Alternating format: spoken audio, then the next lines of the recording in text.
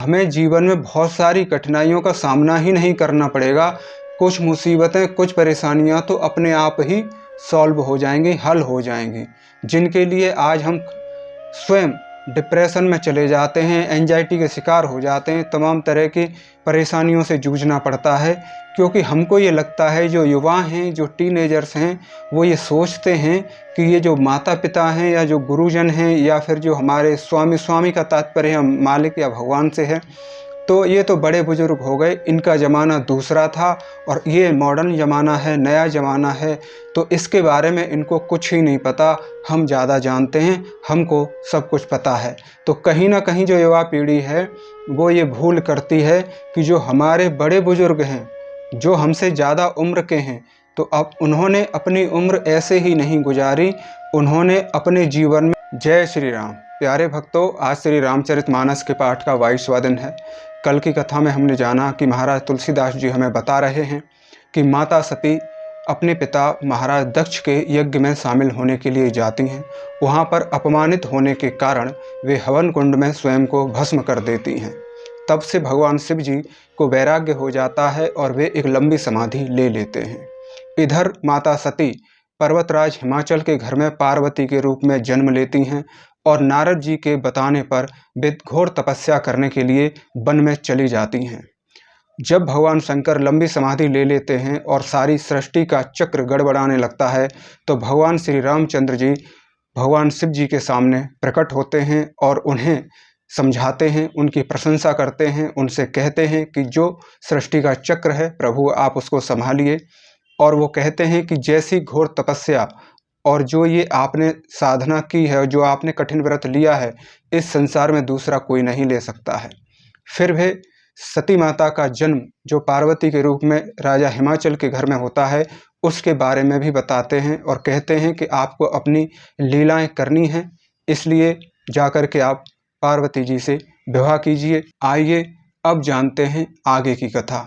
जय श्री राम, जय सीता माता, जय बजरंगबली। अब विनती मम सुनहु शिव, जो मो पर निज नेहु, जाय विबाहु शैल जही, यह मोहि मांगे देव। भगवान श्री रामचंद्र जी भगवान शिव जी से कह रहे हैं, हे शिव जी, यदि मुझ पर आपका स्नेह है, प्रेम करते हैं आप मुझसे, तो अब आप मेरी विनती सुनिए। क्या विनती कर रहे हैं? मुझे यह मांगे से दे दीजिए, यानी कि जो मैं प्रार्थना कर रहा हूँ वो मेरी बात आप मान लीजिए। आप जाकर पार्वती के साथ विवाह कर लें।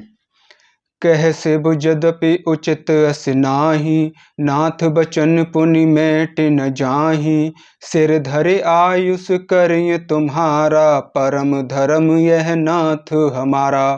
तब शिव जी ने कहा श्री रामचंद्र जी से, यद्यपि ऐसा मेरे लिए उचित नहीं है, परंतु स्वामी की बात मेटी भी नहीं जा सकती, यानी कि मैं इग्नोर भी नहीं कर सकता आपकी बात, क्योंकि आप मेरे पूजनीय हैं और मेरे स्वामी हैं, तो मैं आपकी बात को यूं ही भुला नहीं सकता, विसार नहीं सकता। हे नाथ, मेरा यही परम धर्म है कि मैं आपकी आज्ञा को सिर पर रखकर उसका पालन करूं। यानी कि भगवान शिव जी ने रामचंद्र जी से कहा कि आपकी आज्ञा मेरे लिए सिरोधार्य है, मैं इसका पालन करूंगा। वैसे मैं करना तो नहीं चाहता, लेकिन आपने आज्ञा दी है, इसलिए मैं जरूर मानूंगा।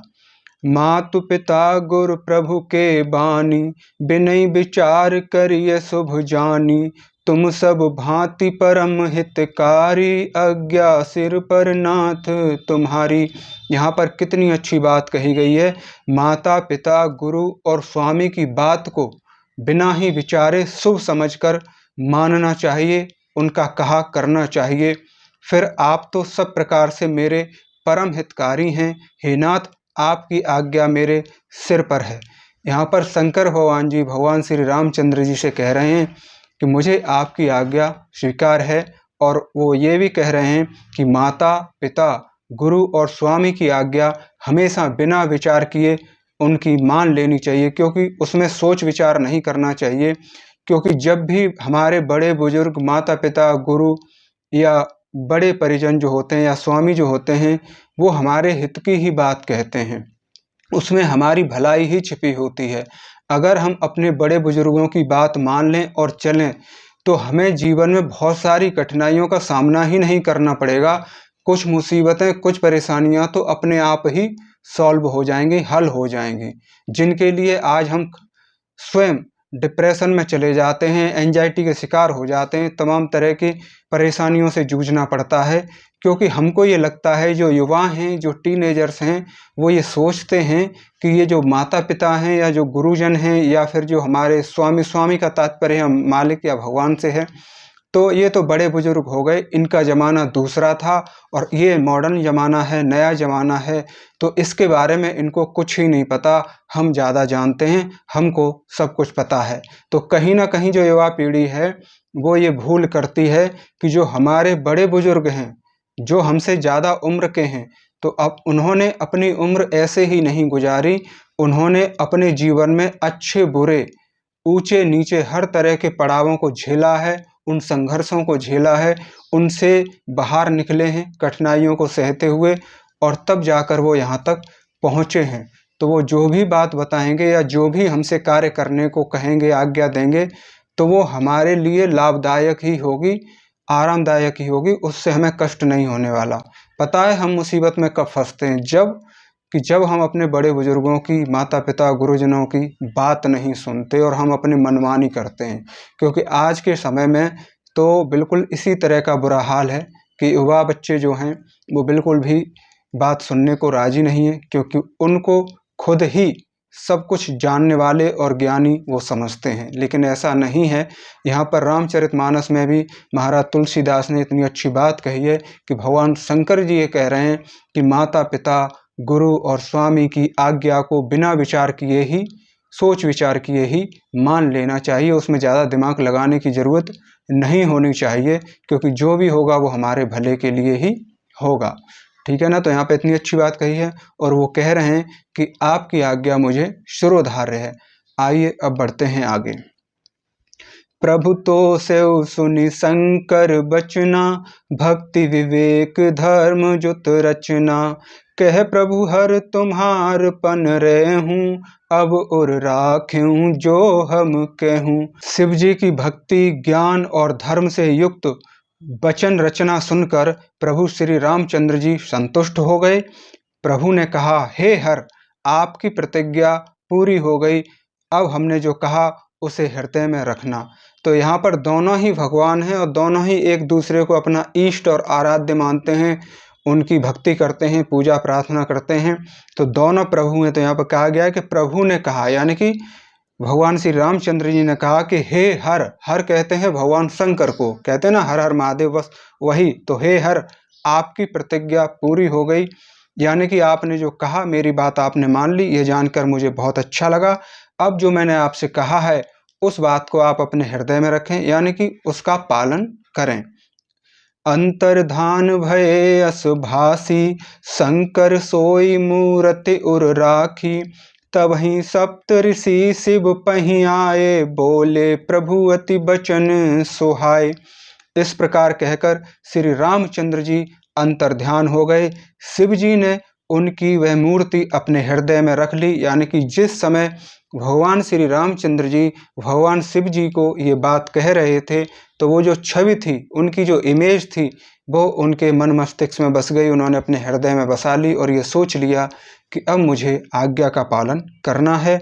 उसी समय सप्त ऋषि शिव जी के पास आए। प्रभु महादेव जी ने उनसे अत्यंत सुहावने वचन कहे। क्या वचन कहे? पार्वती पहीं जाए तुम, प्रेम परीक्षा लेहूं। गिरहि प्रेरि पठेहूं, भवन दूर करहु संदेहु। भगवान शंकर जी ने सप्त ऋषियों को आदेश दिया कि आप लोग पार्वती के पास जाकर उनके प्रेम की परीक्षा लीजिए और हिमाचल को कहकर उन्हें पार्वती को लिवा लाने के लिए भेजिए, पार्वती को घर भिजवाइए और उनके संदेह को दूर कीजिए। तो यहाँ पे शंकर भगवान ने कहा है कि आप लोग जाकर के, जो पार्वती तपस्या कर रही हैं मुझे वर के रूप में पाने के लिए, तो क्या उनकी परीक्षा सच्ची है, इस बात की जाकर के परीक्षा लीजिए और हिमाचल से कहिए कि पार्वती जी को अपने राजमहल में जंगल से वापस लेकर के आएं और पार्वती जी को घर भिजवाइए। क्या कह करके कि ये संदेह दूर करके, अगर वो परीक्षा में खरी उतरती हैं और उनकी परीक्षा और भक्ति वास्तव में निष्कपट है, निश्चल है, तो उन्हें संदेह दूर कर दीजिए, ये बता दीजिए कि मैं उन्हें अवश्य ही मिलूँगा। आगे देखते हैं, कितनी अच्छी बात कही है। अब जो सप्तऋषि हैं वो जहाँ उस वन में जाएंगे, उस जंगल में जाएंगे जहाँ पर माता पार्वती जी तपस्या कर रही हैं भगवान को पाने के लिए, और सप्तऋषि जो हैं वो तरह तरह से भगवान शिव की बुराइयां करेंगे। फिर देखते हैं आगे पार्वती माता क्या करती हैं। रिसन गौर देखी तह कैसी, मूर्तिमंत तपस्या जैसी, बोले मुनि सुन शैल कुमारी, करहूँ कवन कारण तपो भारी। ऋषियों ने वहां जाकर, जहां पर पार्वती माता तपस्या कर रही थी वन में, वहां पर पहुंचते हैं और पार्वती को किस किस रूप में देखा। उन्होंने देखा कि मानो मूर्तिमान तपस्या हो, यानी कि वो बिल्कुल मूर्ति हो गई है, जड़वत, ना हिलती हैं ना डुलती हैं, ना बिल्कुल भी उनमें कोई हलचल नहीं हो रही है। तब वो सप्तऋषि बोले, हे शैल कुमारी सुनो, तुम किस लिए इतना कठिन तप कर रही हो। कही अब राधु का तुम चेहूं, हम सन सत्य मरम किन कहूं, कहत बचन मनु अति सकुचाई, हंसिए सुन हमरी जड़ताई।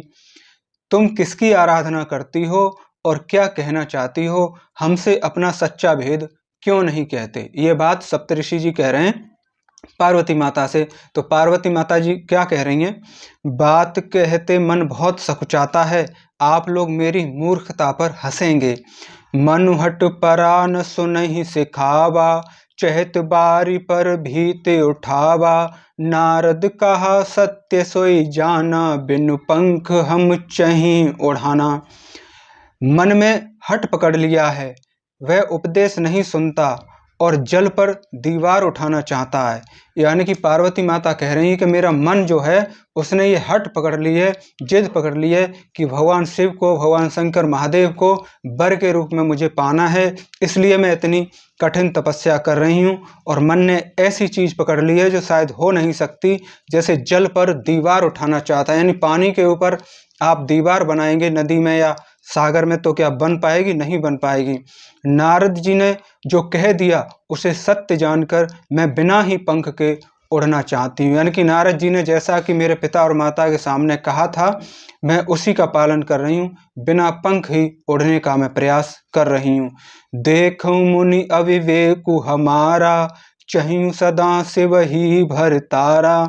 हे मुनियो, आप मेरा अज्ञान तो देखिए कि मैं सदा शिवजी को ही पति बनाना चाहती हूँ।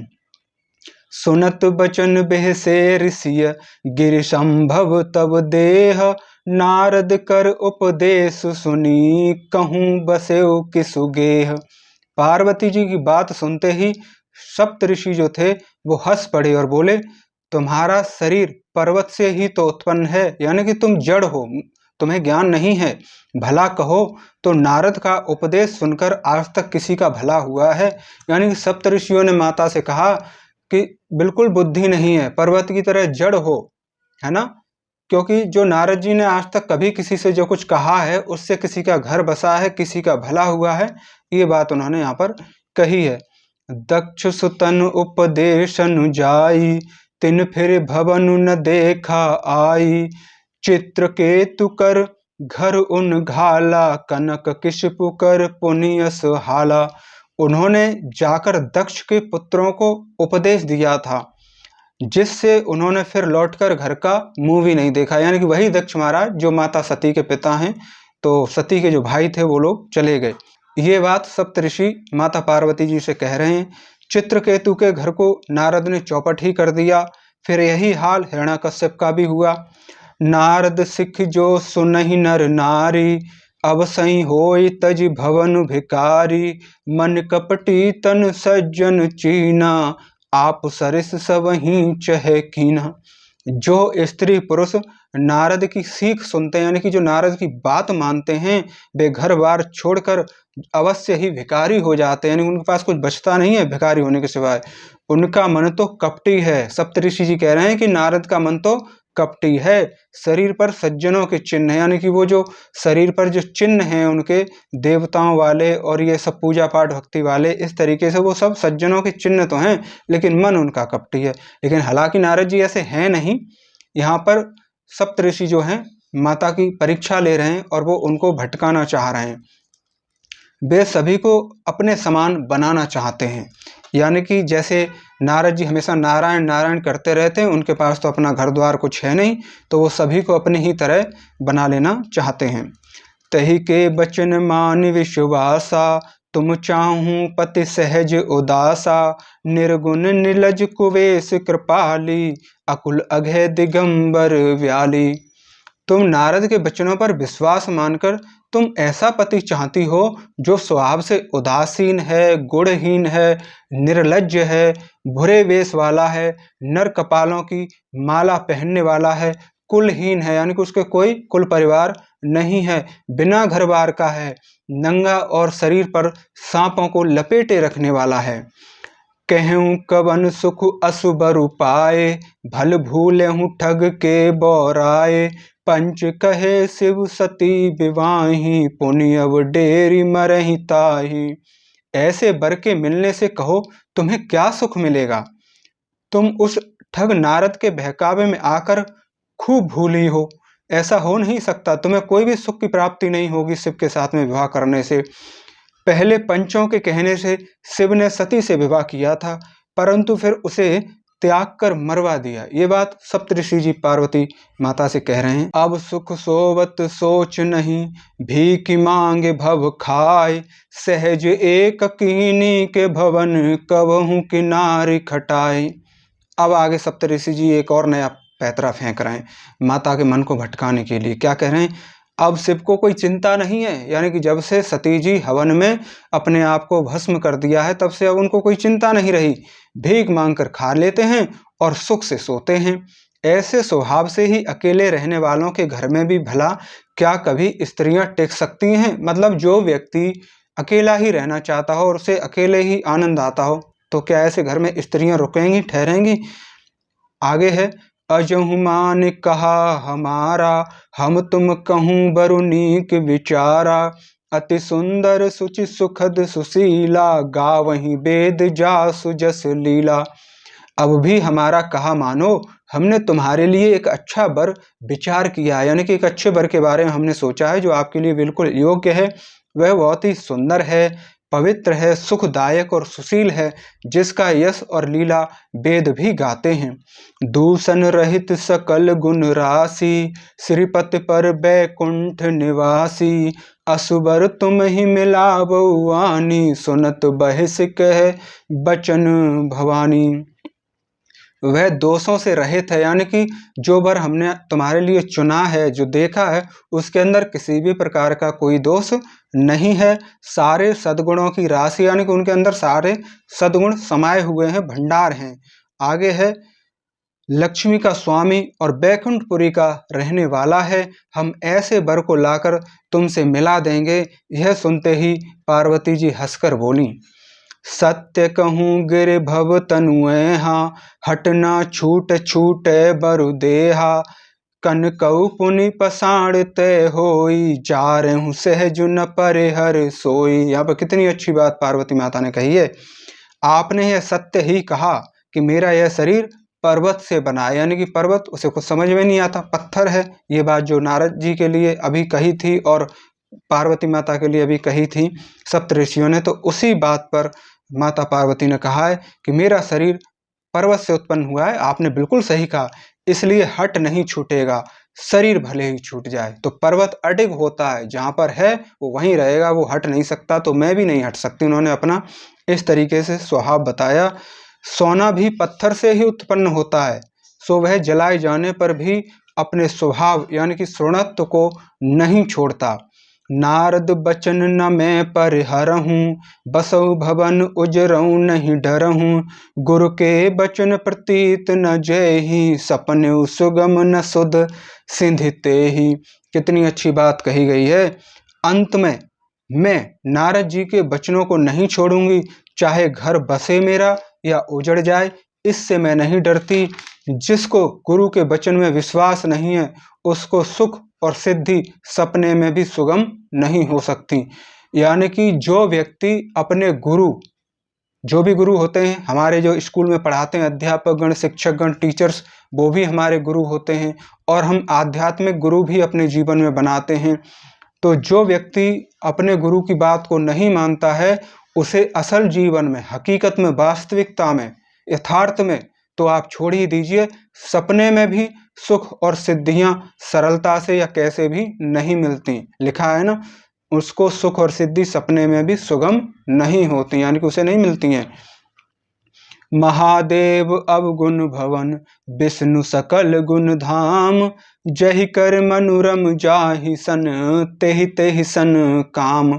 माना कि महादेव जी अवगुणों के भवन हैं। अब पार्वती माता जी कह रही हैं कि माना कि महादेव जी अवगुणों के भवन हैं और विष्णु समस्त सद्गुणों के धाम हैं, पर जिसका मन जिसमें रम गया उसको तो उसी से काम है।